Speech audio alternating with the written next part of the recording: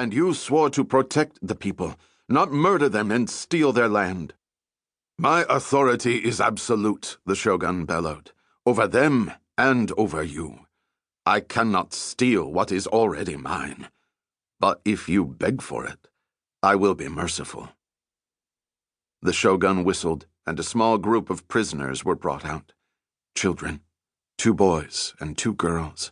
They were forced to kneel while servants of the shogun stood behind them with daggers. I have more than 1,000 captives, the shogun said, and with your rabble defeated, nothing stands between me and the village.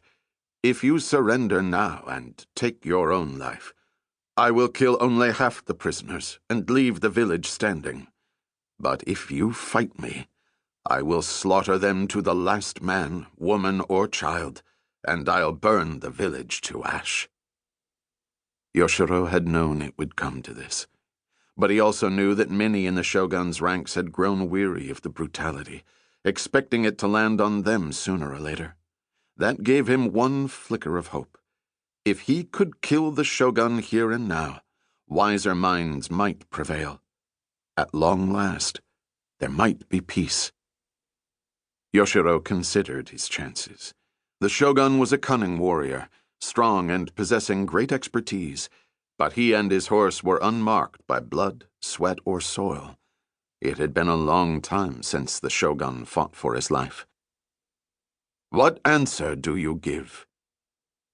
Yoshiro kicked his horse in the side and charged, raising his gleaming sword above his head. The shogun reacted slowly, but deflected the attack at the last moment and urged his animal forward, passing Yoshiro on the left. The warriors swapped sides, turned and charged once again. This time, the armored animals collided at the center of the circle. Both horses buckled from the impact. Their riders were thrown to the ground. Yoshiro sprang up first, attacking with a deadly thrust. Kazemoto parried the assault and jumped to the side, but Yoshiro spun and slashed downward. With each clash of the swords, sparks flew from the blades. The shogun regained his form, and an uppercut from him tore Yoshiro's helmet off, opening a gash on his cheek. A return strike from Yoshiro took off one of Kazemoto's shoulder boards. Angered and in pain, the shogun came on furiously, slashing, feinting, and hacking, using a deadly combination. Yoshiro reeled from the attack, nearly losing his balance.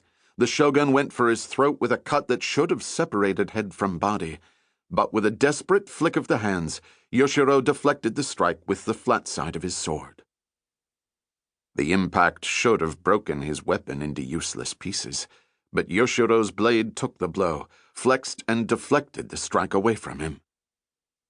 In a counterattack, Yoshiro unleashed a powerful cross-cut that found Kazemoto's midsection.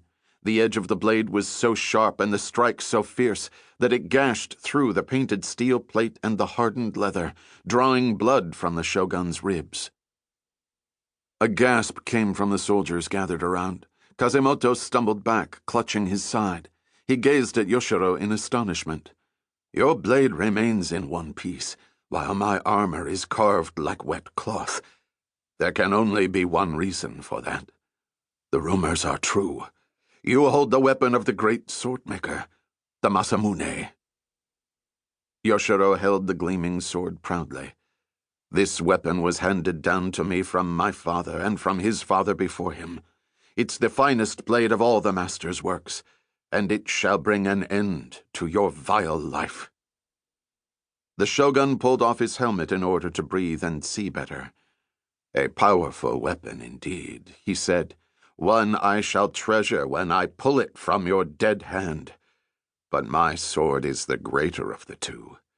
It is the blade that thirsts for blood.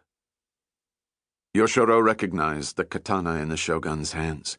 It was the work of Japan's other great swordsmith, Muramasa, protege to the famed master. It was said the two swordmakers had lived in a state of bitter contention, and that the Muramasa had infused his weapons with the jealousy, hatred, and darkness he felt for the one who had taught him. They had become weapons of conquest, destruction, and death, where the works of Masamune were used.